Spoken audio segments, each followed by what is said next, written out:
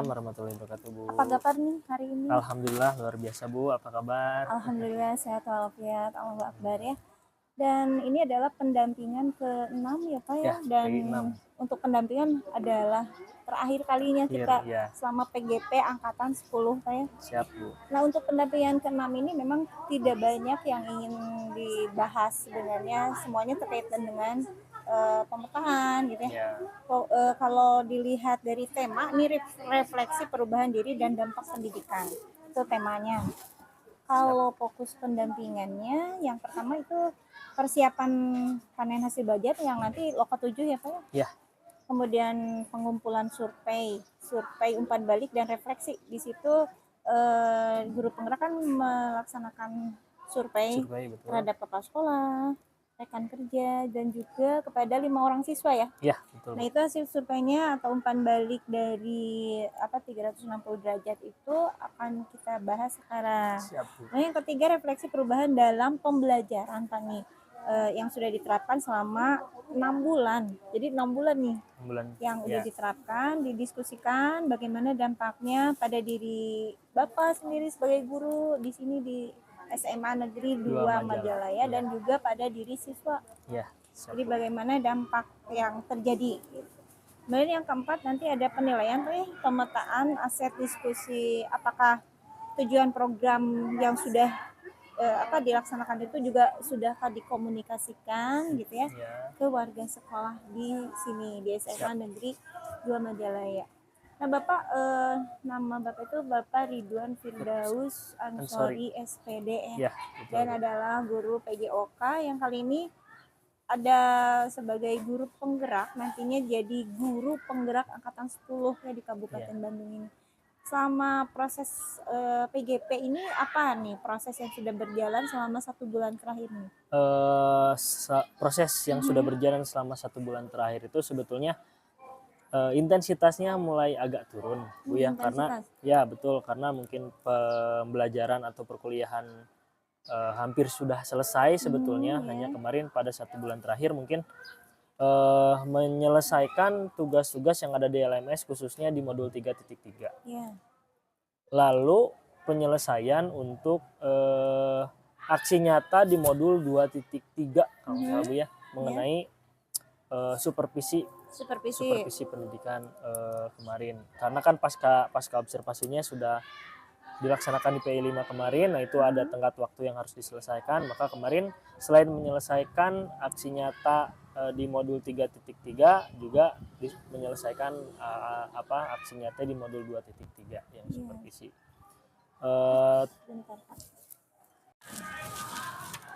Jadi modul 3.1, modul 2.3, 3.2 dan juga modul 3.3. Iya. Jadi fokus pada 1 bulan itu sama sebetulnya bagaimana penyelesaian LMS disisir lagi Bu, karena ada variatif ternyata. Jadi dari beberapa CGP yang saya tanya, yang saya diskusi, ada beberapa yang secara presentasi itu udah ada yang 96, 94, 92, bahkan ada yang masih 88. Maka dari itu saya pribadi yang baru sampai 94% kemarin belum dengan P6 disisir kembali, alhamdulillah bisa sampai 96, dan kemarin menyelesaikan yang P6 juga nambah lagi jadi 97%. Masya Allah, luar biasa ya Pak Ridwan, ternyata progresnya meningkat terus ya dari sepanjang 6 bulan terakhir ini, terutama yang 1 bulan terakhir ini ya, gitu ya. Betul, Bu. Luar biasa, dan mudah-mudahan itu terus dan continue dan tidak putus ya. Betul, Bu, konsisten. Betul. Nah yang terakhir kita itu melakukan survei nih Pak ya, ke kepala sekolah, ke rekan guru yang lain, dan juga ke siswa. Nah menurut Bapak apa yang kurang atau harus ditingkatkan dari penilaian yang sudah dilakukan oleh setiap aktor itu? Kalau bisa dijelaskan satu persatu, dari kepala sekolah, dari rekan guru, kekurangannya menurut mereka terhadap diri seorang Ridwan itu bagaimana nih, termasuk dari siswa Pak? Yang pertama mungkin survei yang dilakukan kepada Bapak Kepala Sekolah terkait perubahan positif maupun negatif yang ada pada diri saya Bu, terutama di 6 bulan terakhir. Bagaimana Bapak Kepala Sekolah menyampaikan bahwa apa yang saya pribadi laksanakan selama 6 bulan terakhir itu di pembelajaran khususnya ada sebuah progres positif, ada budaya positif yang beliau lihat, sehingga ada beberapa momen yang sebetulnya beliau senang karena ada perubahan bukan hanya di diri saya tetapi pada pembelajaran, pada rekan sejawat yang bisa dijalankan secara kontinu selama 6 bulan ini. Berarti berdampak ya. Berdampak positif yang saya ketahui dari Bapak Kepala Sekolah. Namun ada beberapa hal yang mungkin perlu diperbaiki. Yang pertama mungkin mengenai kedisiplinan. Ya mungkin karena beberapa kegiatan yang diikuti, baik itu kegiatan sekolah di dalam maupun di luar, itu harus lebih ditekankan kembali gitu Bu ya. Itu yang pertama. Yang kedua mengenai sikap, bukan sikap jelek sebetulnya, tapi ada kesan seperti mungkin ada yang agak cuek terhadap kegiatan sekolah. Jadi kebiasaan yang mungkin itu karakter gitu ya. Karakter mungkin Bu ya. Nah itu beliau meminta untuk lebih aktif lagi, untuk lebih konsisten lagi dalam menerapkan pola pembelajaran yang sudah mulai berdampak positif itu. Dan ada perubahan dari yang awal sampai sekarang gitu ya. Karena saya pribadi sendiri merasa di 6 bulan terakhir ini terutama sampai sekarang ya banyak hal yang dapat saya kembangkan dari pendidikan guru penggerak ini. Jadi pembelajaran yang awalnya terkesan berpusat pada guru hanya lewat teacher center, hanya berkomunikasi satu arah, tapi begitu belajar di guru penggerak ini kita bisa bagaimana menerapkan ice breaking yang menunjang pembelajaran itu selain berpusat kepada murid tetapi menyenangkan. Karena ketika murid sudah senang dengan pembelajaran kita, mau seperti apapun pembelajaran yang akan kita terapkan, insya Allah murid pun akan mengikuti dengan baik. Dan itu polanya untuk ice breaking dari KSE ya, modul 2.3 ya Pak ya. KSE. Dan di KSE juga ada istilahnya di coaching juga dapat gitu ya. Betul, ya Bu. Ice breaking dan mindfulness-nya. Dan itu memang sesuatu yang baru ya sebenarnya dan dapat kita terapkan langsung gitu ya. Dan alhamdulillah positif Bu. Alhamdulillah. Dampaknya. Walaupun perubahan itu tidak serta-merta gitu betul, ya. Tidak langsung. Tapi perlahan tapi pasti gitu ya. Betul Bu. Baik Pak, ini terkait dengan modul yang pertama sekali ya, yang peran guru penggerak nih. Ada di situ kita belajar tentang kompetensi guru penggerak itu seperti apa. Yang Bapak tahu kompetensi guru penggerak itu harus apa aja nih Pak? Yang jelas kan namanya guru penggerak, berarti kita harus bisa bergerak, tergerak, bergerak, dan juga menggerakkan. Ya. Sebenarnya kan ada 4 kompetensi yang di situ. Iya Bu. Ada yang apa aja nih? Yang 4 kompetensi. Nah, ini dari situ, dari 4 kompetensi yang harus dimiliki oleh guru nih. Yang jelas apakah memang semuanya kita miliki atau tidak, yang jelas kita itu ada hal-hal yang terkait rencana ke depan yang lebih bagus dan sesuai dengan kompetensi yang diinginkan ya Pak ya? Iya, betul. Lalu Bapak Ridwan sendiri rencana ke depan nih terkait dengan umpan balik dari kepala sekolah, dari rekan kerja maupun dari siswa yang sudah Bapak jelaskan tadi, itu rencana ke depannya supaya Pak Ridwan memiliki kompetensi yang diinginkan sesuai dengan kompetensi guru penggerak, apa nih rencananya? Ya, yang jelas apa yang jadi masukan bagi saya pribadi itu harus saya perbaiki, baik itu dari segi sikap, kedisiplinan dan lain sebagainya.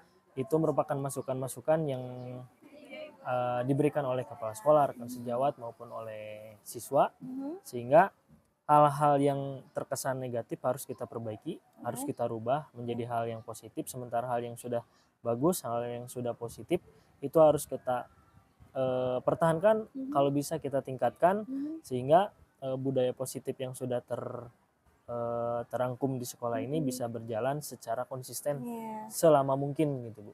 Jadi ada rencana yang kedepannya yang Pak Ridwan lakukan dan itu sudah akan ya baru Iya, akan dilaksanakan secara konsisten gitu. konsisten Mudah-mudahan aja betul. memang terjadi seperti itu ya Pak, Ya Bu, untuk mudah-mudahan. kemajuan diri kita sebagai guru dan juga siswa di SMA Negeri 2 Majalaya ini ya Pak ya.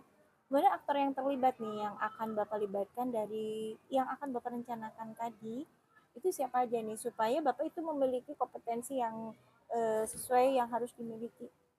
Ya Bu, jelas kalau Mhm, kita bicara meningkatkan kembali kompetensi kita pribadi, ya. terutama peran kita sebagai guru penggerak, Mhm. rekan sejawat itu pasti menjadi aktor yang paling penting Ya, rekan selain Bapak sejawat. Kepala Sekolah, Bu Siap, ya. Yang paling utama jelas Bapak Kepala Sekolah, kepala sekolah. bagaimanapun beliau yang bisa mendukung, beliau Mhm, yang bisa membantu, mhm, memotivasi kita selaku pimpinan sehingga kita tetap semangat menjalankan kegiatan aktivitas pembelajaran. Lalu rekan sejawat yang sama-sama seprofesi sebagai guru, kita bisa berkolaborasi baik itu dalam ruang lingkup kecil mhm, kelompok mhm, ataupun dalam ruang lingkup besar seperti Kombel yang mhm, sudah ada di sini. Nah, di sana kita ingin apa yang sudah kita jalankan baik selama ini, terutama di 6 bulan terakhir, bisa terus kita jalankan sampai benar-benar memang berdampak kepada seluruh sivitas sekolah yang ada di sini. iya. Jadi kaitannya dengan rekan kerja itu karena yang sering kita Betul, Bu. bergesekan dengan itu ya, Iya, secara dengan rekan langsung. kerja secara langsung dan itu memang peran Bapak sebagai kompetensi guru penggerak yaitu ya memberikan coach yang baik buat rekan kerja Betul, juga ya Pak. iya. Selain kita memberikan coach yang baik buat siswa ya. Iya, betul, Bu. Jadi aktornya mungkin kalau saya ambil kesimpulan yang tadi, satu kepala sekolah ya, Betul, Bu. yang kedua rekan Rekan kerja, sejauh. Iya, rekan kemudian sejauh. yang ketiga ya tentu saja Muridnya. muridnya, Iya, siswanya. Tidak lepas dari tiga aktor itu ya aktor Pak ya. itu betul, Bu. Nah ini selama 6 bulan nih, 6 bulan PGP angkatan 10 nih Pak, yang Bapak rasakan, terutama perubahan apa nih yang Bapak rasakan selama menjalankan calon guru penggerak angkatan 10 ini?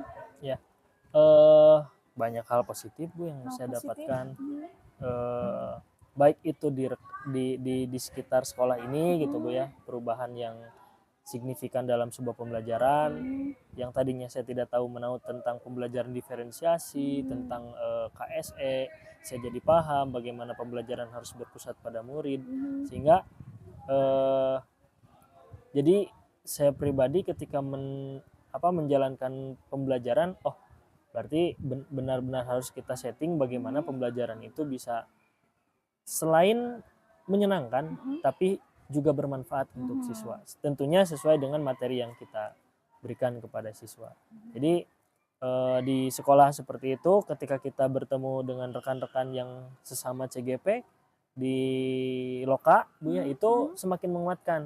Apalagi ketika ada elaborasi pemahaman. Jadi pemahaman-pemahaman kita yang selama ini kita pelajari di LMS secara mandiri gitu, Bu ya. ya, ya, Ketika ada penguatan di elaborasi pemahaman dengan instruktur, semakin terbuka semakin wawasan, terbuka ya. Mhm, semakin banyak bekal yang didapat oleh saya pribadi sehingga mhm, oh ternyata memang eh, tidak sesimpel itu kita memberikan sebuah pembelajaran buat murid, tetapi kita harus benar-benar konsisten menerapkan pembelajaran yang menyenangkan, pembelajaran mhm. yang berpusat pada murid sehingga hasilnya pun murid bisa dapat Lebih lebih gitu, Bu ya, dari pembelajaran itu. betul. Dan memang kalau dilihat dari PJOK nih, Bapak yang Bapak ampu gitu ya, mata pelajaran yang Bapak ampu, memang kita kalau menghadapi siswa yang betul-betul bagus di PJOK-nya Iya, gitu, atau siswa yang justru tidak tidak. berminat, Iya, nah itu tantangan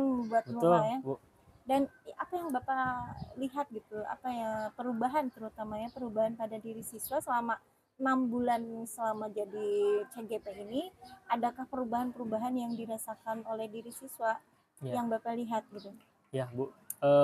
Pada saat coaching kemarin, Mhm, mhm, saya pernah mengangkat permasalahan yang terjadi di mata pelajaran PJOK, di mhm. mana ini terkait dengan minat dan motivasi siswa ketika Minat, pembelajaran ya, yang dilakukan di siang hari. mhm, Terutama kita harus panas-panasan, berkeringat. ya, Terkadang yang perempuan sih yang susah. Iya, yang perempuan ya, Karena sudah. kalau yang laki-laki sebetulnya antusiasnya tinggi, minatnya tinggi, sehingga mau panas, mau siang, bahkan mau hujan pun pengen praktek sebetulnya. Dan di Tapi SMA di satu kelas tuh lebih banyak perempuan malah ya. perempuan betul Bu. Tapi setelah diangkat dalam sesi coaching kemarin, bagaimana solusi itu bisa ditemukan sehingga yang tadinya katakanlah persentasenya ada 20-30% siswa itu cenderung minatnya itu kurang di mata pelajaran PJOK. Semakin ke sini ketika pembelajaran yang diterapkan lebih variatif, lebih inovatif, lebih menyenangkan. Jadi siswa itu lebih, oh ternyata rame, oh ternyata seru, Dan lebih menyenangkan dan gitu lebih ya. menyenangkan.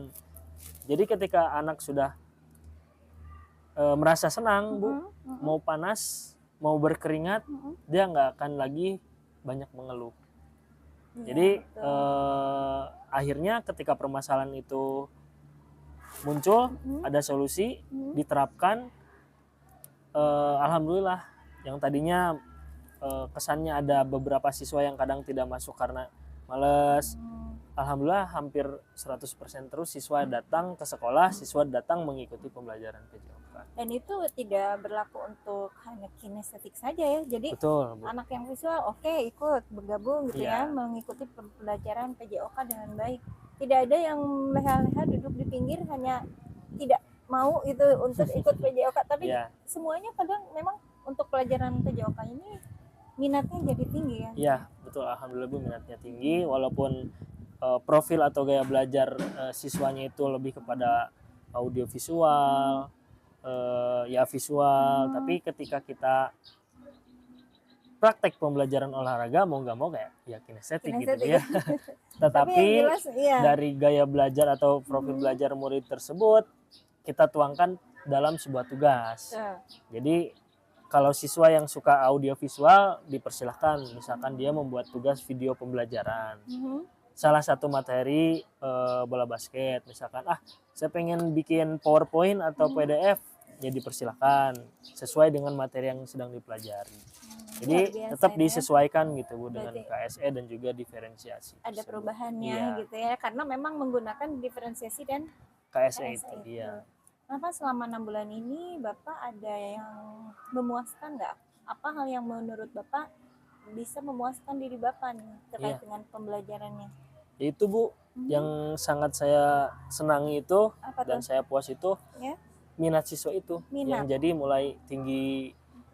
Kan mudah sebetulnya Bu ya kita mengetahui minat siswa itu bagus atau tidak terhadap satu pembelajaran atau kepada materi yang dipelajari. Jadi ada perubahan dari minat siswa. Betul gitu Bu. Ya? Jadi seperti ini, siswa itu kadang kalau malas kan nggak mau nih manggil guru yang bersangkutan, atau misalkan tunggu aja 5 menit lagi, tunggu aja 10 menit lagi, baru dipanggil. Jam pembelajaran sebelumnya aja belum selesai udah panggil Bu. Udah nanya pas sekarang olahraga semangatnya gitu ya. Jadi itu yang membuat saya alhamdulillah berarti ada perubahan, ada hal-hal yang positif. Yang tadinya males manggil Bapak misalnya untuk pas pelajaran PJOK ternyata jadi lebih dulu gitu ya, lebih semangatnya. Dan itu terkait dengan pembelajaran selama 6 bulan ini, materi mana yang menurut Bapak sangat bukan hanya memuaskan tapi sangat dikuasai gitu? Ya itu Bu, berdiferensiasi. Berdiferensiasi. Karena saya pikir ketika materi pembelajaran berdiferensiasi itu muncul, awalnya materi ini agak sulit nih, harus benar-benar dipahami. Tapi ketika sudah dipelajari, dipahami, jadi istilahnya lebih mudah gitu. Lebih mudah dan memang langsung gitu ya. penguatan dan langsung diterapkan di kelas. Jadi belajar, terapkan, belajar, terapkan, belajar, terapkan, jadi terbiasa gitu. Jadi itu diferensiasi karena memang langsung melibatkan murid, langsung melibatkan bagaimana cara kita mengajar gitu. Nah di PJOK sendiri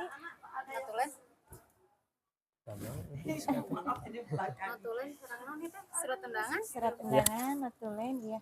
Nanti saya scan semua itu. Oke, sebagai produk. Kapan PI?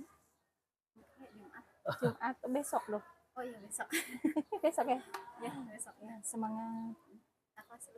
Ya, mangga. Nuhun Bu Rizky. Nah, itu terkait dengan pembelajaran sama 6 bulan ini nih ya. Kan ada 10 modul gitu ya, Iya. modul untuk CGP ini. Apa hal yang membuat Bapak tertantang atau sesuatu yang menjadi tantangan terbesar dalam menjalani CGP ini, Pak?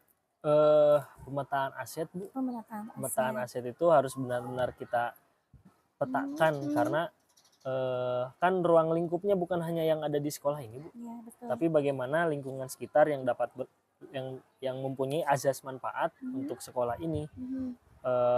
Contohnya kan seperti ya perangkat desa lah, Ya. contoh kecilnya gitu. Bagian luar tapi dekat sebetulnya karena di belakang sekolah. Perangkat Ini- desa gitu. Jadi ada kaitannya Jadi ada dengan kegiatan kolaborasi dengan di pihak luar. pihak Ya. luar. Nah, itu yang harus benar-benar kita ya terapkan dengan baik supaya benar-benar si aset yang berada di luar itu bisa benar-benar bisa membantu sekolah ini, baik itu guru, murid maupun perangkat sekolah yang lain bisa belajar bisa lebih baik lagi gitu. Nah, itu tantangan yang terbesar ya yang menurut Iya. Bapak memang harus dijawab juga dengan pembelajaran yang lebih ini lagi gitu. gitu ya. Karena kan dengan pihak luar itu Bu, bukan Kenapa hanya dengan kita beralih ke pemetaan aset nih. Nah. Bapak kan udah melakukan istilahnya diskusi bersama rekan sejawat, rekan sejawat, sekolah ya. pihak luar yang dilibatkan ada nggak Pak? Komite, atau siapa ya. gitu? Ada ya? Ada komite. Jadi ada komite, kalau boleh saya tahu notulennya ada ya? Ada ini Bu. Ini dengan komite, ini notulennya. Notulensinya ada di sini. Ini daftar hadirnya. Hadir berapa? 8 orang ya? Ya, itu yang di ininya Bu apa? Yang wajib hadirnya sebetulnya. Tapi ada beberapa orang yang hadir juga ya. Berarti hanya 8 orang dan ada sebenarnya. Ada Tapi foto-fotonya ada ya? Pak? Ada Bu. Kemudian ini surat undangannya Bu. Oh iya. Ini melaksanakannya Jumat 23 Agustus ya. Iya. Di ruang kepala sekolah. Di ruang kepala sekolah. Iya. Disertai dengan fotonya Pak ya? Ada Bu. Apa terkait dengan itu tuh pemetaan, siapa aktor yang terlibat dalam proses pemetaan tersebut? Di sini selain Bapak Kepala Sekolah, ada juga narasumber yang lain seperti Wakase Kurikulum, terus ada orang tua siswa, 2 orang kemarin diundang, alhamdulillah. Ada terus Wakase Kurikulum, ada Wakase Kurikulum juga, ya ada guru rekan sejawat yang diundang kemarin. Lalu ada dari komite juga Bu. Kemudian Bapak prosesnya yang Bapak lakukan nih, proses untuk pemetaan itu bagaimana nih?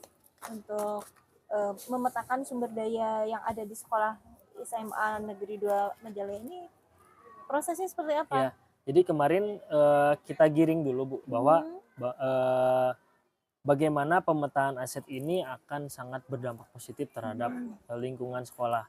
Jadi kemarin dipresentasikan dulu sebetulnya kenapa sih kita harus memetakan aset yang ada di sekolah maupun di lingkungan sekolah, manfaatnya apa, gunanya apa, sehingga manfaatnya jelas untuk sekolah itu apa. Dan ternyata setelah dijelaskan, didiskusikan, banyak hal yang sebetulnya selama ini terlewatkan. Jadi seperti sebetulnya kan di sini juga ada bank sampah desa. Itu hal-hal yang bisa kita manfaatkan untuk pembelajaran yang ada yang nyambung lah gitu Bu ya. Misalkan seperti dengan biologi, bisa terhadap bank sampah tadi, P5 juga bisa masuk ke bank sampah tadi. Si ekonomi juga sebetulnya bisa masuk ya. Jadi hal-hal tersebut gitu ya. Ya, hal-hal tersebut yang sebetulnya kita lewatkan selama kemarin-kemarin, sehingga ketika adanya aset-aset pemetaan aset-aset ini bisa dipahami oleh semua, bisa dijalankan atau tidak, yang mana dulu. Jadi kemarin sifatnya seperti itu Bu. Kita presentasikan dulu apa sih, kenapa sih harus kita lakukan pemetaan aset, apa itu pemetaan aset, bagaimana pemetaan aset itu bisa dilakukan, fungsinya apa, manfaatnya seperti apa, baru kita lakukan pemetaan aset kemarin. Nah, itu contoh bank sampah Bank sampah itu kemarin. adalah aset lingkungan ya. Aset lingkungan kita, Aset iya. lingkungan, dan Yang memang dekat dengan lingkungan sekolah. sudah teridentifikasi ya sama Iya. Bapak dan rekan-rekan di sini. Lalu saat melakukan identifikasi pemetaan sumber daya aset yang ada di SMA 2 Majalaya ini, Bapak ada tantangan nggak atau hambatan atau kendala sehingga Bapak itu merasa kesulitan gitu ya seperti Iya. itu? Lalu bagaimana Bapak mengatasinya, Pak Ridwan? Kalau selama ini sih, kalau aset di sekolah sebetulnya di dalam sekolah Bu ya, Mm-mm. belum ada hambatan tersendiri, walaupun Ya. hambatan itu ada seperti Ada. terkadang adanya ketidakcocokan waktu ketika kita ingin mengadakan Identifikasi aset misalnya. identifikasi aset, terus misalkan seperti kemarin Bu ada LDKS di sini, LDKS, ya. kita butuh pemateri yang benar-benar paham di materi yang akan disampaikan. Kita punya aset itu, Mm-mm. misalkan orang itu ada di sekolah ini tapi karena waktunya tidak cocok, tidak pas, harus diganti dengan orang yang lain. Berarti hambatan yang dihadapi hanya kendalanya waktu ya. Waktu gitu ya? sebetulnya iya. Harus apalagi nih supaya terrealisasi atau tersolusikan terhadap Iya. itu. Kemarin sempat juga kita diskusikan lagi karena kemarin memang salah paham mengenai waktu mungkin ya Bu ya. Ada si yang bersangkutan itu tidak bisa hadir karena Iya. memang dari pihak sekolah menanyakan kesediaannya itu mepet. Mepet. Nah, Padahal bukan mendadak ya, itu kan suatu program ya. sebetulnya iya. Tapi memang baru melakukan konfirmasi mungkin H-min berapa, jadi oh ternyata pada hari itu tidak bisa. Tidak Nah, bisa. kebetulan nanti kan ada CPD untuk ini. Nah, itu udah disosialisasikan, udah dikonfirmasi juga. Alhamdulillah si aset yang memahami sumber daya manusia ada gitu ya. ada dan juga sudah siap memberikan materi. Nah, itu berarti sudah terjawab ya tantangan-tantangan Iya, betul. atau kendala yang Bapak hadapi terkait dengan waktu. Jadi banyak bentrok waktu sehingga Iya. apakah itu di reschedule atau gimana, Pak? Enggak, kalau kemarin kan memang yang LDKS itu enggak di reschedule. Ketika tidak bisa, kita punya opsi yang lain sebetulnya. Nah, berarti ada sumber daya yang lain yang Iya, betul.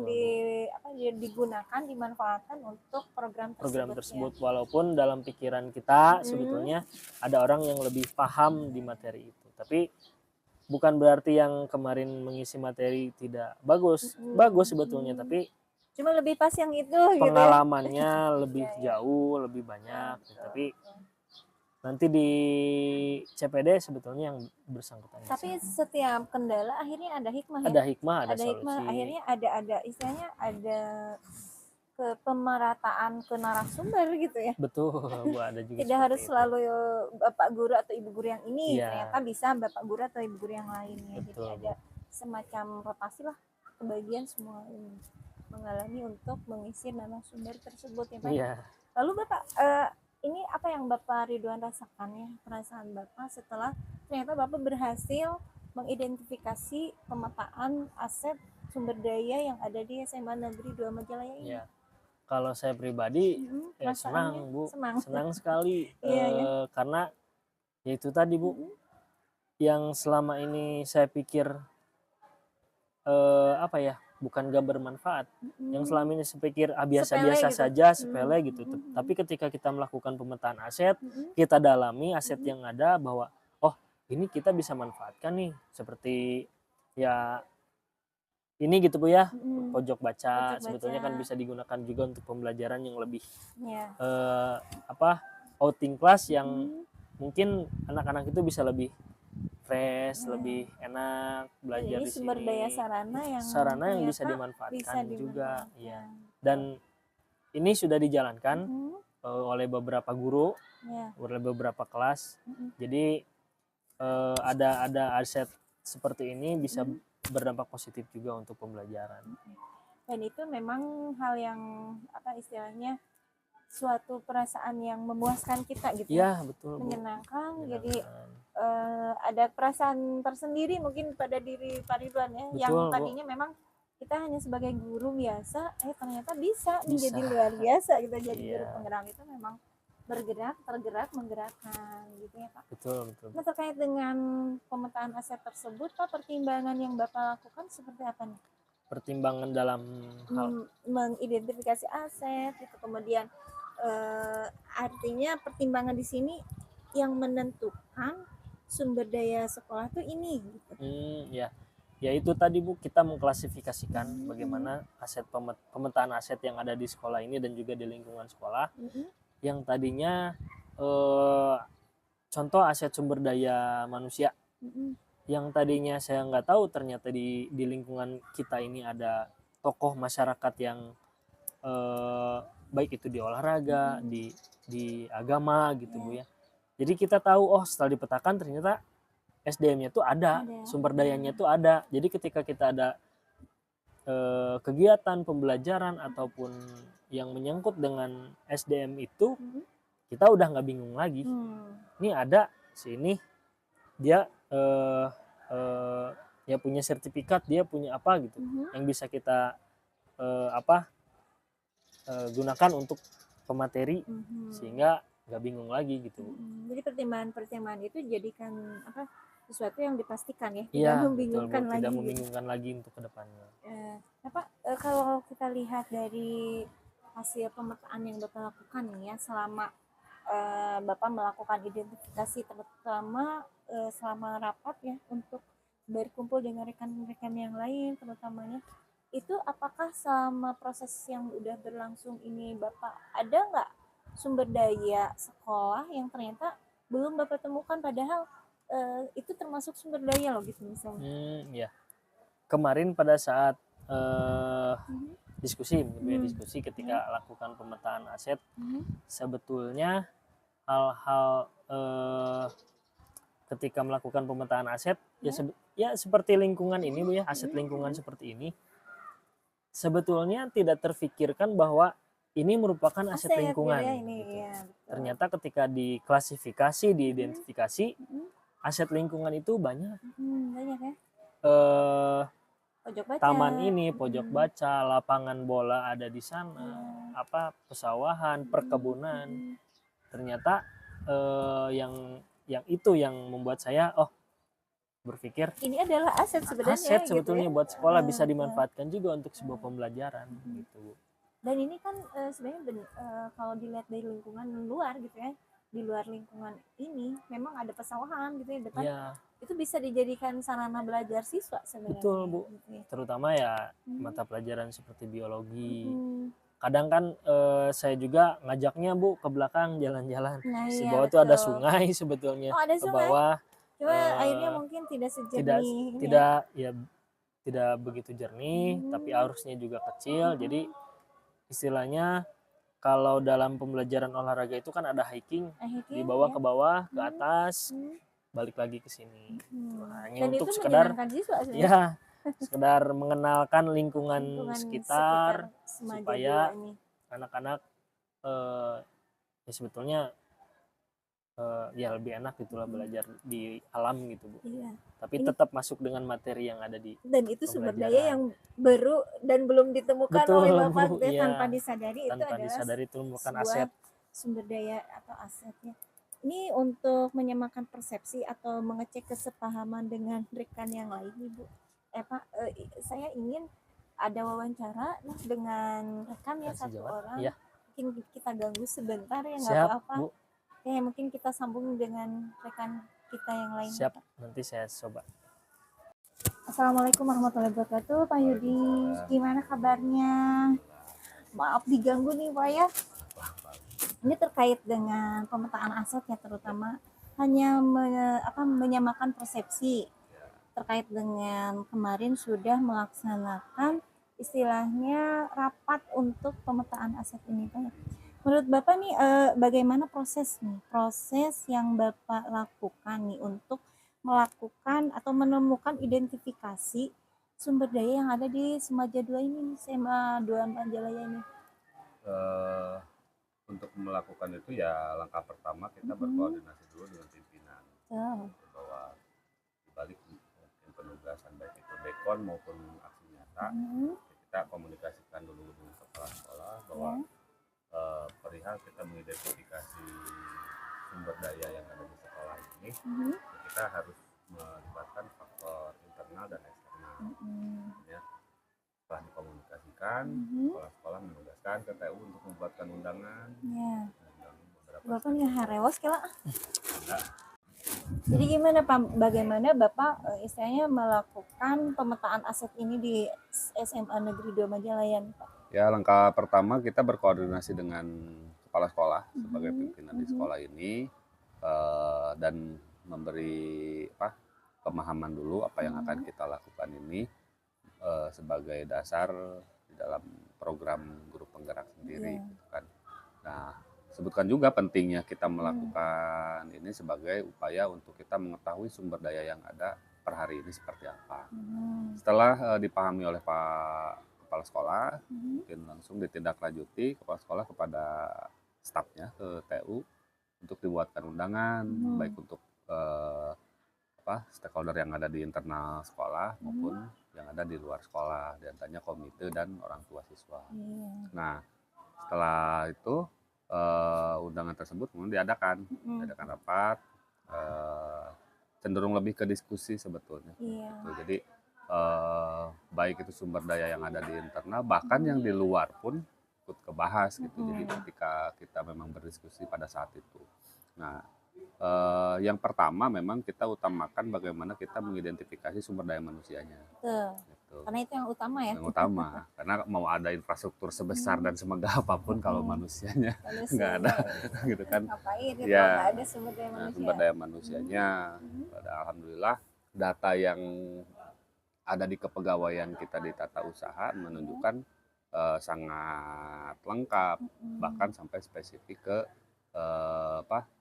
lulusan. Maksudnya, jadi outputnya dibahas juga ya? Ya, gitu. Jadi contoh per tahun yang keterima di PTN itu semakin banyak, dan kampus-kampus yang menjadi target lah. Contoh tahun ini ada yang masuk kembali ke UI. Gitu. Dengan data tersebut kita merancang lagi bagaimana di tahun depan 2025 lebih meningkatkan lagi barangkali gitu ya. Kita punya target ingin ada anak kita yang masuk ITB, baik itu dengan saluran SNPT, SNBP maupun seleksi mandiri lah kan gitu. Makanya kemarin langsung ditindaklanjuti sama Wakasek Kurikulum dengan menghadirkan platform ruang guru. Ini apa sih masuk ITBT kayak gimana dan lain-lain, soal-soal UTBK dibedah dengan kelas 12 gitu. Sumber daya manusia, kemudian sumber daya fisik bisa dilihat sendiri, alhamdulillah. Pada saat ini ada Pak Ridwan juga dilibatkan. Jadi seperti kebutuhan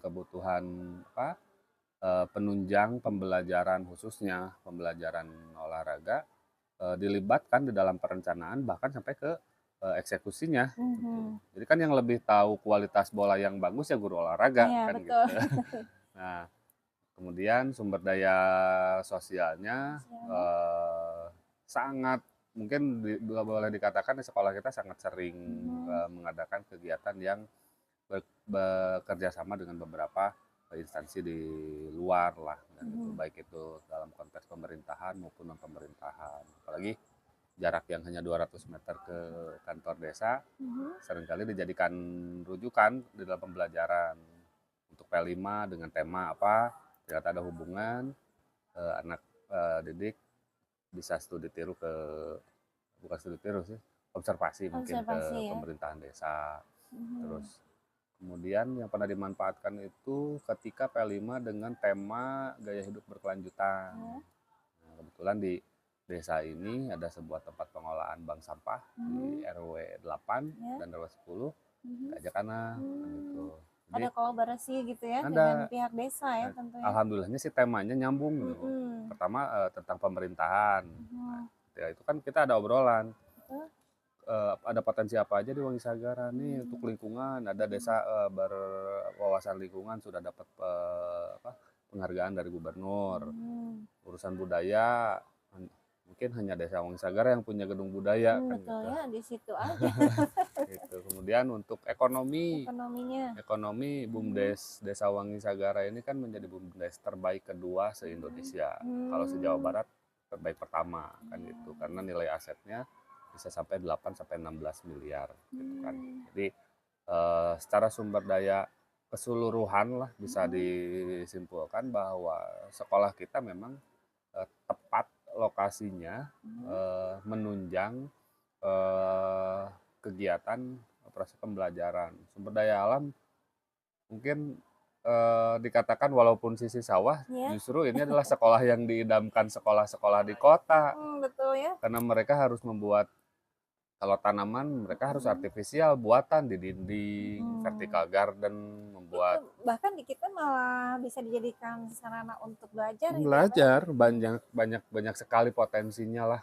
Ke belakang langsung Citarum Ya, gitu. sungai. Di belakang ini ada wahana edukasi Citarum Harum bersama Satgas Citarum Harum, pernah dibuat menjadi media pembelajaran gitu kan buat anak-anak. Contoh saya itu buat membuat sebuah karangan lah, membuat sebuah teks argumentatif, diajak ke sana. Dibawalah siswa ke Jalan-jalan ini. ya. Dulu waktu belum dipagar ini sih, belakang ke pematang sawah turun, ada enak seperti ini, ada gazebo, ada tempat bermain gitu kan, langsung ke badan sungai. Ya. Gitu. Dan itu 3 jam pelajaran bisa ya? Bisa kalau untuk bahasa Indonesia kan 4 jam. 4 jam ya, sekaligus bisa gitu. Gitu. Masya Allah, berarti itu cara Bapak melakukan proses identifikasi Ya, sumber daya yang ada di SMA Negeri 2 Majalaya. Lalu Pak, ini apa nih kendala atau tantangan yang dihadapi dalam melaksanakan identifikasi itu?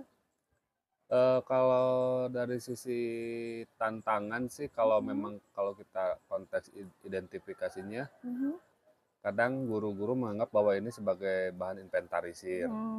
Gitu. Jadi seolah-olah wah ini rek di data, enggak kan gitu. Masih sih di semua sekolah ketika jangankan inventarisir atau identifikasi sumber daya, di observasi di kelas aja kan masih terasa aneh ya. Kita kalau apa gitu. istilahnya open lesson juga ya, kadang aneh gitu. Seperti sebelum PGP ini kan sering gitu supervisi 1 tahun itu bisa 2 kali. Saya mau kan ngajak kebetulan ini rekan sejawat, kalau ngomongin PPG bareng Pak Ridwan, ngomongin ini bagaimana Pak Ridwan. Jadi ketika ada observasi, karena kita memang sudah setiap pembelajaran seperti ini, jadi ketika di supervisi pun kita nggak ada yang berubah. Ya Tidak emang kaget gini, gitu ya, ya, emang tidak gini kaget. ngajar saya makan gitu. Dan tidak ada cemas karena disaksikan oleh kepala sekolah. Bahkan Pak Ridwan sama pengawas kan terakhir di supervisinya, karena memang udah terbiasa, Enjoy santai aja saja gitu ya. gitu. Iya betul. Itu sih lebih ke pemahaman guru-guru ketika ini ada apa. Gitu. Jadi guru-guru yang lain kendalanya menurut Kepemahaman sih. Kepemahaman gitu. Ya. Lalu mengatasinya seperti apa nih Pak? Mengatasinya ya pasca kita melakukan. Jadi itu apa Pak Yudi, kemarin rapat ada komite, ada orang tua. Jadi PGP ini karena memang saya hanya menyimpulkan secara pribadi bahwa mewujudkan pemimpin pembelajaran itu bukan persoalan jadi kepala sekolah atau bukan kepala sekolah gitu kan. Jadi setiap manusia itu harus menyadari tentang potensi sumber daya yang ada. Kalau di pribadi saya mau kebetulan saya jadi fasilitator di program kementerian. Jadi si modul-modul PGP ini mirip. Gitu. Salah satunya kalau untuk identifikasi sumber daya itu disebut dengan analisis 5 modal, kan?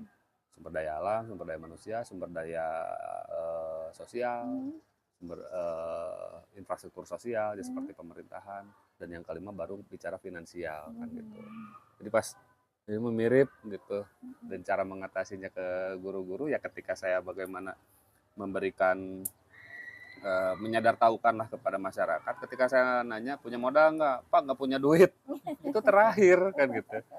Kita ada sumber daya alam nggak ada Pak, kita masih melimpah. Kita sumber daya manusia ini kita masih ada, kemampuan, kompetensi dan lain-lain itu sumber daya manusia kan gitu.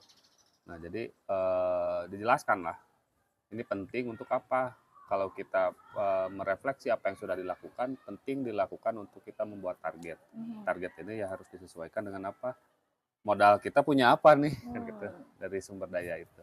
Karena memang yang paling utama mengidentifikasi itu ya. Iya, sumber gitu. daya. Nah Pak, perasaan Pak Yudi sendiri nih, apa yang Bapak rasakan setelah, oh ternyata saya berhasil nih mengidentifikasi sumber daya untuk di SMA Negeri 2 Majalaya ini. Ya perasaannya senang karena kita bisa mengukur, Mengukur, mungkin bisa membandingkan gitu, membandingkan. sekolah lain. Kan kalau data aset seperti itu bisa dilihat lah di apa, di internet kan Iya, gitu. ada ya. Ya, cuman seperti lulusan masuk UI, kemudian yang terakhir sudah lulusnya tahun kemarin tetapi masih tidak menyerah, ingin seleksi mandiri ke salah satu universitas dan diterima, bahkan beasiswa dan yang lain-lain kan gitu. Nah, effort yang dilakukan guru-guru itu bukan hanya persoalan mengantarkan sampai lulus, gitu. Masih ada tugas untuk memantau terus siswa yang gitu, udah lulus sampai tuh gimana 1-2 gitu tahun, ya. gitu. Sampai terakhir mah yang lulusan tahun 2023 gitu kan.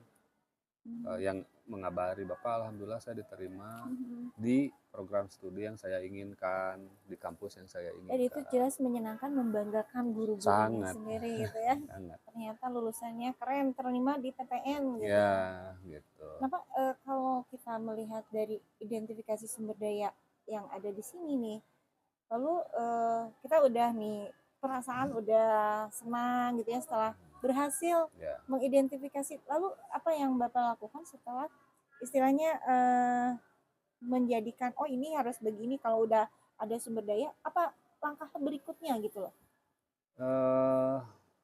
Secara pribadi guru lah, terlepas saya ada di manajemen gitu ya. Karena saya hidup di antara rentang generasi, mohon maaf generasi tua dan generasi muda, saya di tengah-tengah gitu ya. Jadi saya berkomunikasi dengan Pak Ridwan ini bisa dikatakan murid gitu kan? Karena ketika Pak Ridwan dulu sekolah itu saya belum jadi guru di SMA 2, cuman saya udah semester akhir lah di kuliahan kan gitu, dan sekarang bisa menjadi satu profesi. Jadi ngobrolnya enak, bagaimana saya sebagai perantara nyambungin ke yang tua dan bagaimana saya harus menerima aspirasi dari teman-teman gitu kan. Nah, kan yang menariknya ketika sudah bukan bicara masalah ini ya Bu, hanya bukan sekedar program PGP gitu. Iya, jadi ke yang lain juga berembet gitu ya. Ini contoh Pak Ridwan, yuk kita nyari anak yang tidak mampu. Ini tahun ke-7 sama Pak Ridwan. Masya Allah. Kita nyari anak yang nggak mampu. Masih inget tuh dulu angkatan pertamanya juara umum IPA namanya Suci, jadi anak asuh Pak Ridwan. Juara umum IPS itu Nur Fitri, jadi anak asuh saya. Dan tidak mampu begitu anak. Tidak mampu. Ibunya nggak ada, bapaknya nggak ada. Ibunya nggak ada itu di Arab Saudi, cuma nggak ada kabar pada saat itu.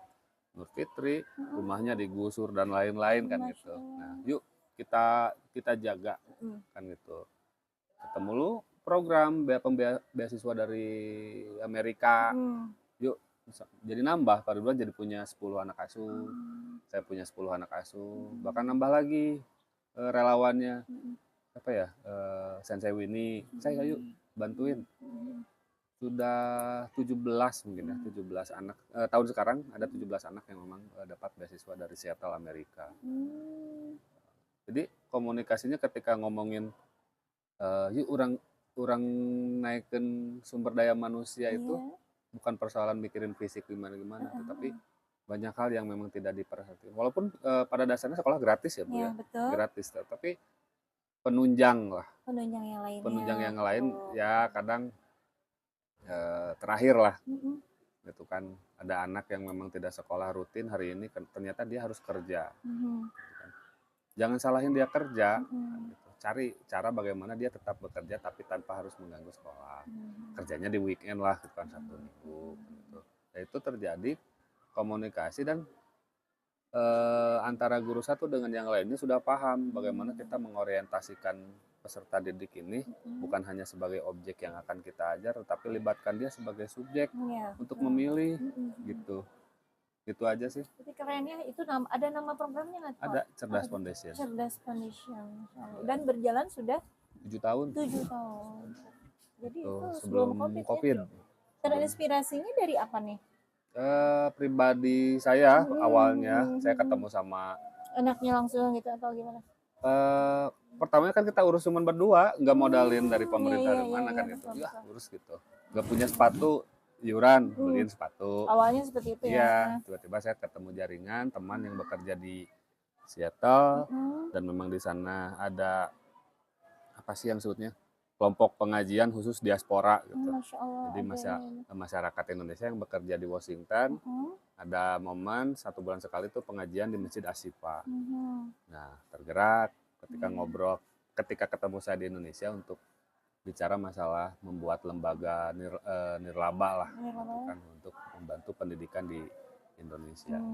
Jadi dari situlah ya akhirnya tuh Iya, sampai sekarang. karena warga-warga diaspora yang di luar itu menyadari bahwa bagaimana potret pendidikan di negara kita. Apa kontribusi mereka, salah satunya mungkin ya, dengan beasiswa ini. Dan supaya pendidikan di kita tidak menyedihkan lagi barangkali akhirnya Ya, tergeraklah orang-orang yang di sana bahkan yang bekerja tuh. yang beasiswa untuk kelanjutannya dimulainya karena gagasan Itu saya ya. Pak Ridwan ke teman-teman SMP, SD, SMP, SMA mah sekarang udah pemerintah udah ada perhatian Ya.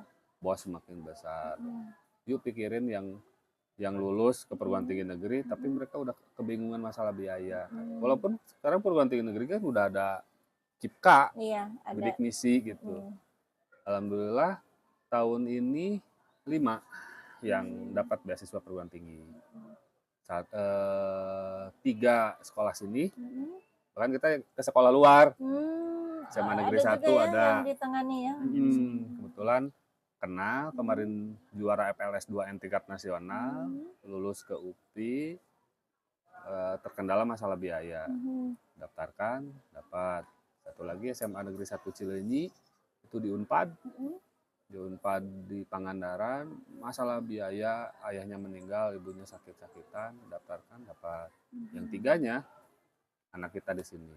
Dan itu tepat sasaran ya Pak ya. Tepat. Dan artinya peserta didiknya berprestasi dan memang betul-betul membutuhkan gitu. Iya, ya. gitu. Iya, Jadi gitu. ya terakhirlah Bapak, alhamdulillah terima kasih beasiswanya bisa dimanfaatkan. Sebelumnya saya jalan kaki dari kosan atau dari asrama karena jauh jarak kampus. Sekarang saya belikan sepeda, kan gitu, bersepeda. Bahkan ke skema-skema mandiri pun sering diobrolin sama Pak Ridwan mah. Bestie Bu. Iya ya. Jadi anak dia jadi wali kelas. Heeh. Ada masalah, ada satu anak yang banyak sekali alfanya. Jangan dulu salahin. Kita cari latar belakang. Kita nggak punya ongkos. Tanya aja kalau naik sepeda mau nggak. Kebetulan rumahnya di atas. Jadi alasannya itu karena itu Memang ya. tidak mampu. Bahkan rumahnya pun menempati bangunan apa ya? Seharusnya itu bangunan untuk penjaga pintu air, Iya. irigasi. Ini malah jadi Jadi tempat rumah, tempat tinggal. Makanya Pak Ridwan, yuran lah beli sepeda. Kira mau nanya program, karena ada juga program bagi-bagi sepeda. Masya Allah. Ini Gitu. keberkahan yang luar biasa nih Ya. berdua ya. Ya, Karena memang sudah dari sumber daya yang sudah diidentifikasi itu memang akhirnya diterapkan lah gitu ya satu bentuk program yang lebih bermanfaat ya untuk yang ada di sini. Kenapa? Jadi ini apa nih pertimbangan Bapak untuk melakukan identifikasi tersebut? Bu, Pertimbangan yang Bapak lakukan untuk mengidentifikasi sumber daya itu bagaimana? pertimbangannya sih sebagai kebutuhan Mm-mm. yang tadi. Kalau memang sudah dilakukan pengidentifikasian, apalagi kita sudah punya hasil inventarisir yang terbaru, kita bisa merefleksi apa yang sudah pencapaian yang sudah diterima dan bagaimana menyusun strategi untuk kita mencapai target yang akan ke depan dengan apa sumber daya yang sudah kita identifikasi ini. Jadi berdasarkan kebutuhan gitu Kebutuhan, ya. Itu gitu. yang paling utama sebenarnya. Ya. Terus Pak, kalau sudah diidentifikasi sumber daya udah aman nih ya, kita udah tahu oh ini sumber dayanya jelas baik fisik, finansial dan lain-lain. Lalu ada nggak menurut Bapak belum tercover oh itu teh sebenarnya sumber daya tapi belum Bapak temukan gitu? Ada nggak? Lebih ke yang di luar ya Bu. Saya sampaikan di ketika rapat tersebut kepada kepala sekolah. Pak, kita kan sekarang kurikulum merdeka nggak ada jurusan, nggak ada program studi, Ya. nggak ada IPA IPS. Yuk bikin studi tour kecil-kecilan, jangan bicara langsung ke luar daerah lah. Di kabupaten kita itu adalah kabupaten yang serba ada. Kita mau belajar energi geotermal tinggal ke Kamojang. Saya bukan memimpikan lah. Anak-anak yang menghasil psikotesnya ke teknik, ke geologi, ke apa, ajak ke sana. Bagaimana sih itu bisa jadi listrik dari panas bumi bisa jadi listrik? Kan kita nggak usah kemana-mana. Nggak jauh-jauh ya ke Kamojang yang dekat gitu. Kamojang ada Pertamina Geothermal, langsung ke ke Indonesia Power dan bagaimana dikonversi jadi listrik. Sekolah yang dari Jakarta juga pada kesini. Kita orang kabupaten kenapa? Malah enggak gitu. Betul. Yuk berpusatnya ke kebutuhan murid gitu. Dan berkearifan lokal. Nah, itu memanfaatkan sumber daya yang ada di sekitar lah. Dan itu yang ternyata sumber daya belum ini ya, misalnya belum kita temukan padahal itu tuh sumber daya gitu. Iya, dari dulu itu. Tapi belum ya? Belum. Tapi kalau untuk Kamojang, kelas jadi wali kelas saya pernah. Atau setidaknya guru biologi misalnya membawa siswanya ke pesawahan ya atau ke Citarum, belum juga. Beberapa ada ya kalau contoh lah untuk mengidentifikasi anatomi tubuh di tumbuhan kan banyak sekali kan di sini kan gitu. Iya. Ya Bapak terima kasih Sami-sami, sudah Bu. istilahnya siap diganggu sama kita. Jadi intinya hanya menyamakan persepsi lah seperti apa cara Bapak di sini memetakan mengidentifikasi pemetaan aset. Terima kasih dan sampai ketemu nanti di loka ya. Loka 6. Yaitu loka terakhir untuk di ruangan. Nanti 2 loka deh. loka 7 Pak itu panen karya yang hasil belajar. Terima kasih Pak ya, Pak Yudi. Assalamualaikum warahmatullahi wabarakatuh. Waalaikumsalam. Alhamdulillah tadi dengan Pak Yudi ya Pak ya?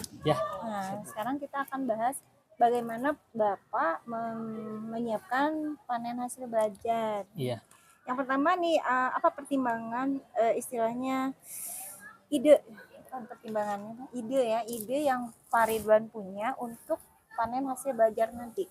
Ya, panen hasil belajar yang saya coba mau angkat pada saat loka 7 Bu ya. Pada saat loka 7 nanti itu adalah kreastik Bu. Kreasi dari plastik. Ya. Nah, sampah plastik. Nah, itu ide yang atau gagasan yang pertama muncul itu karena adanya pemanfaatan limbah plastik yang ada di sekolah ini. Tidak dipungkiri bahwa sampah plastik itu menjadi permasalahan besar bukan hanya buat sekolah ini sebetulnya tapi seluruh Indonesia lah, karena kalau kita tidak manfaatkan sampah plastik itu dengan baik yaitu akan jadi sampah untuk berapa puluh tahun ke depan gitu, karena proses ininya sangat lama lah gitu ya. Nah, dari sana kita muncul ide bagaimana memanfaatkan sampah plastik tersebut menjadi sesuatu yang berguna buat sekolah khususnya Bu ya, karena ini masuk ke ranah pembelajaran. Ada ide dari saya pribadi ketika didiskusikan dengan siswa, ide tersebut jadi semakin berkembang. Nah, karena sebetulnya awalnya di pembelajaran P5 bagaimana pengelolaan sampah yang ada di sekolah ini dapat menjadi sesuatu yang berguna. Nah, dari sana kita coba terapkan ide tersebut dengan memanfaatkan limbah plastik. Contohnya limbah plastik dari botol air minum ataupun aqua gelas. Yang sudah diterapkan itu kemarin sampah plastik dari botol aqua gelas yang dibuat untuk penerangan yang ada di sekolah ini, Bu. Jadi ada lampunya ya? Ya, Ada. betul, Bu. Ada kelistrikannya, Iya. ada penggunaan sampahnya. Nah itu ide yang Bapak Ridwan akan istilahnya nanti ditayang di Panen karya nanti. karyanya. Iya. Nah kemudian jadi yang dipamerkan itu apa saja selain kreastik ini? Selain kreastik kan jelas Bu ya, ada kalau kita berkelompok ada yang harus kita siapkan juga seperti banner, stiker, ya untuk misalkan ada dari BPGB atau dari CGP lain atau dari PP lain yang masuk ke stand kita, ada yang penginten oleh-oleh bunya, baik itu stiker, Souvenir gitu ya? souvenir yang lain. Jadi itu bentuk yang coba saya persiapkan untuk Lokakarya ke-7 nanti. Iya. Nah, seandainya nanti di panen karya itu kan ada 2 bagian nih. Ada yang di stand gitu ya, Ya. memamerkan hasil karya selama 6 bulan itu. Kemudian ada juga yang sebagai tim penyaji materi gitu. Iya. Nah, seandainya Bapak terpilih nih sebagai CGP yang tim penyaji materi, apa saja yang Bapak siapkan? Yang jelas saya harus pahami dulu apa saja yang akan disajikan. Kan kalau kita di stand bukan hanya yang kita saja Bu ya, Nah, yang betul. ditampilkan. Jadi kita harus mengidentifikasi dulu apa saja nih yang akan ditampilkan di stand, di kelas kita, di kelompok kita. Ya. Lalu setelah itu ya kita pahami dasar pembuatan karya tersebut, lalu filosofinya seperti apa, sehingga kita dapat saya dapat menyajikan materi tersebut gitu. Jadi ya harus cari tahu dulu seluk-beluknya seperti apa. Yang jelas berarti kalau Bapak jadi terpilih nih ya CGP sebagai tim penyaji atau presenter, berarti satu materi yang akan disajikan apa Iya, gitu ya. betul Bu. Yang kedua di dalam PPT itu mau disajikan apa aja Apa gitu saja, ya. betul, Berarti iya. menyiapkan materi dan PPT mungkin ya. Iya, betul Bu. Mental dan fisik juga jelas. Tentu itu harus. Dan kemudian nih sebagai akhir dari pendampingan individu ke-6 nih, apa yang merasa terkendala selama PI 6 ini? Kendala pada saat PI 6 ini atau pada saat sekarang sekarang PI aja 6. Bu ya? Ya kendalanya kadang saya lupa Bu. Kadang Maksudnya saya lupa. Tadi pagi Jadi jangan lupa lagi. jadi dalam pikiran saya tuh udah saya tuh udah nyiapin ini ketika ditanya mungkin blank. Tadi saya Grogi harusnya kali apa ya? grogi mungkin ya. Harusnya tadi saya jawab ini.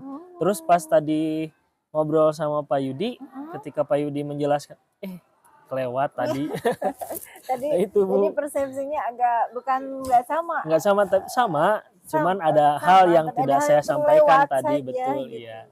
Seperti yang ke Kamojang gitu ya. Kamojang, Bank Sampah, Itu di rapat Citarum. mungkin ada ya Dibahas, itu cuma dibahas. terlupa Ya. aja. Kemudian apa yang harus saya tingkatkan nih? Terutama kan saya masih mendampingi Bapak untuk panen karya nih ya di Lokakarya 7 nanti. Kan pendampingan walaupun sudah selesai tapi tetap langkah ke depan ada yang harus ditingkatkan lagi nggak Pak? Kalau saya pribadi sebetulnya dari apa yang sudah Ibu berikan kepada saya, sebetulnya alhamdulillah sudah sangat tercukupi. Yang paling penting itu adalah konsisten Bu. Konsisten ya. Untuk konsisten ingatkan saya tolong tegur saya ketika ada salah atau misalkan ada yang kurang. Itu yang akan membuat saya lebih kuat lagi gitu dalam menjalankan program pendidikan guru penggerak ke depannya gitu setelah lulus ini. Siap. Dan insya Allah konsisten ya ke Ya, depannya betul gitu. Bu, Dan yang jelas grup PA jangan bubar berarti ya, gitu betul ya. Bu, jangan Bu. Walaupun PGP sudah berakhir ya. Iya. Nah ini apresiasi dari saya luar biasa, terima kasih sekali. Sama-sama dan Bapak Bu. sudah di dashboard juga udah keren ya, udah 96. 96 ya. Dan mudah-mudahan terus nanti sampai 100 gitu ya, dan Bapak menjadi guru penggerak yang the best. Amin, amin, terima kasih Bu. Terima kasih sekali lagi Bapak sudah berbagi praktek baik di acara daring di LMS, juga di luring, baik pendampingan maupun Lokakarya Pak ya. Siap Bu. Dan Sama-sama. ini saya ingin Bapak terus aktif program-program juga tidak boleh berhenti gitu ya. Betul Bu ya.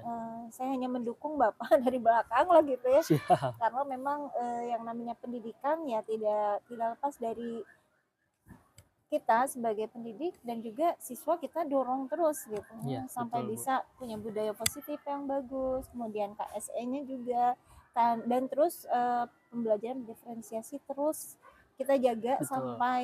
sampai kapanpun gitu ya. Iya, betul Bu. Dan perkembangan teknologi kan terus meningkat, Terus meningkat. dan mudah-mudahan itu seiring perkembangan teknologi ya kita ada istilahnya kodrat alam dan kodrat Kodrat zamannya zamannya itu bisa itu tetap kita diikuti. jaga Iya. dan kita ikuti terus, tidak monoton dan tidak apa ya, tidak diam saja gitu. Kalau ada perubahan ya kita ikut Berubah. berubah gitu. Jangan apa ya, kalau orang putus cinta mah tidak bisa move on misalnya Iya. ya, terus dengan pola yang lama. Nah ini ya kita kalau ada pola yang baru kita terus berubah dan Iya, kita betul, Bu. tingkatkan. Itu aja Bapak pendampingan individu ke-6 kita. Mudah-mudahan selamanya Bapak mengalami kesuksesan ya. Amin, amin. Baik ya itu Rabbal Alamin. sebagai pendidik di SMA Negeri 2 Majalaya, baik itu Bapak sebagai pemimpin di rumah tangganya gitu ya. Amin ya Bu. Dan mudah-mudahan kita tidak diam sampai di sini Iya, gitu. siap, Bu. Terus meningkat dan meningkat, guru penggerak dan juga pendidikan di Indonesia maju. Amin, amin. ya Baik Rabbal Bapak, sampai ketemu di Lokakarya ke-6. Alamin. 6. Iya. Nanti hari Sabtu ya, 2 minggu lagi. 2 minggu Dan lagi. mudah-mudahan di situ juga kita walaupun Lokakarya ke-6 di kelas terakhir, tapi tetap kita istilahnya silaturahmi manjang. Iya, betul Bu. Oke, Alhamdulillah. assalamualaikum warahmatullahi wabarakatuh. Waalaikumsalam warahmatullahi wabarakatuh.